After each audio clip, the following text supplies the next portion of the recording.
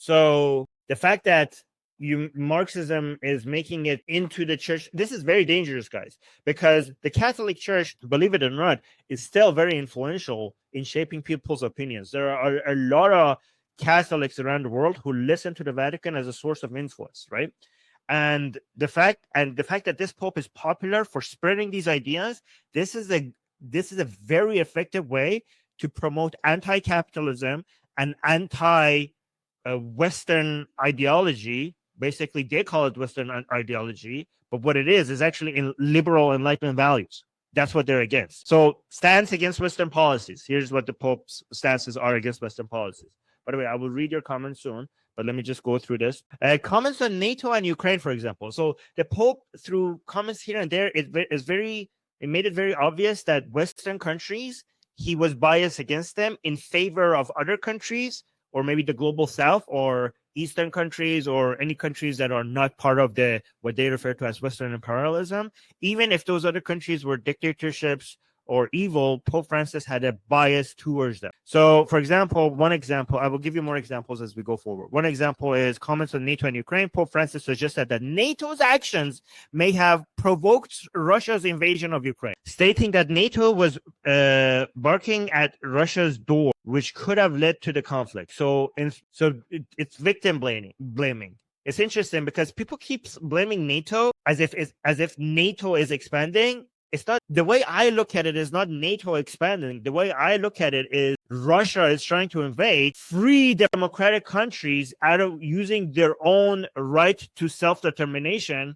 are trying to defend themselves by joining NATO as a response to Russian aggression, because and that's their choice. They are free democratic countries, and they can do so if they wish so to go into agreements with anyone that they want as a means of self-defense. And then once they do that, instead of saying, "Oh, Ukraine is trying to join NATO," instead of saying it, explaining like that, they're saying like, "No, NATO is trying to expand, and Russia is trying to defend itself." So this is victim blaming. And again, the bias obviously makes it clear that all the accusations against Pope Francis that is basically anti-West. Many of his positions confirm that. So he attempts to maintain neutrality in global conflicts. Neutrality, okay, but basically both siding it. So between Ukraine and Russia, oh, I'm neutral. Like, oh, both sides. And also, guys, by the way, we go to Israel and Hamas as well if I get time. So environmental advocacy and economic critique. So here's an interesting thing. I am pro the environment. Obviously, I consider global warming to be a threat. It's not a myth. It's man-made, and it should be taken seriously. And the environment should be protected and all of that. Okay. The thing is that a lot of people use environmentalism as a way to be anti-capital, but they don't understand that the best way to support the environment is to get richer. Richer countries can protect their environments better than poorer countries. So people who try to get us to slow down for the sake of not ruining the environment, they're actually a greater harm to the environment. So, but they try to make it difficult for you to point a finger at them, because they consider to be pro the economy, pro growth, to be anti the environment.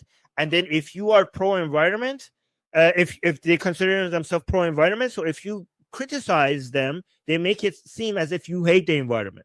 All right. So let me actually read. So in another document that I cannot read, I don't know how to pronounce these documents that the Pope has his words in. But in this document, Pope Francis linked environmental degradation to economic systems that prioritize profit over. This narrative of prioritizing profit over people is fucking bullshit. Profit is for the. What do you know? What profits? Profits are goods and services that have been made to make society. The word profit has gotten a lot of, it does. It's difficult for people to defend profit, because profit gives you a negative feeling, making you feel it like, oh, it's just about money and rich people getting. But profit makes poor people.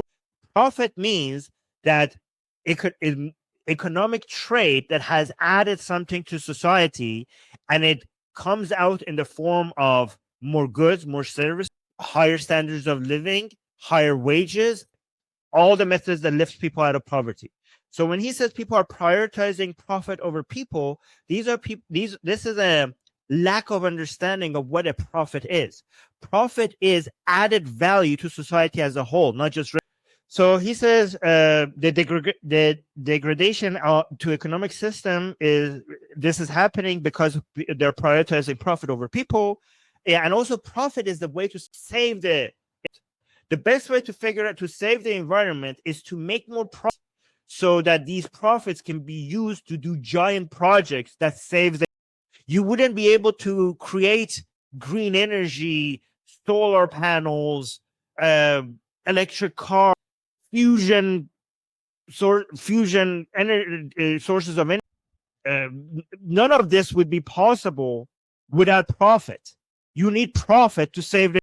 So is it criticizing the intensive use of fossil fuel and advocating for reevaluation of such models? Okay, if you want people to use less, you know how we get the economy to use less fossil fuel by speed running through this phase.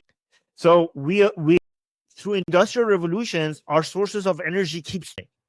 We human beings were using muscles, then they use animals, then eventually they use steam, then they use eventually fossil fuels, and then eventually will.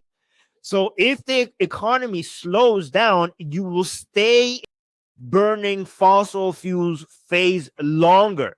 The way to get to the next phase, grow the economy faster, not slower.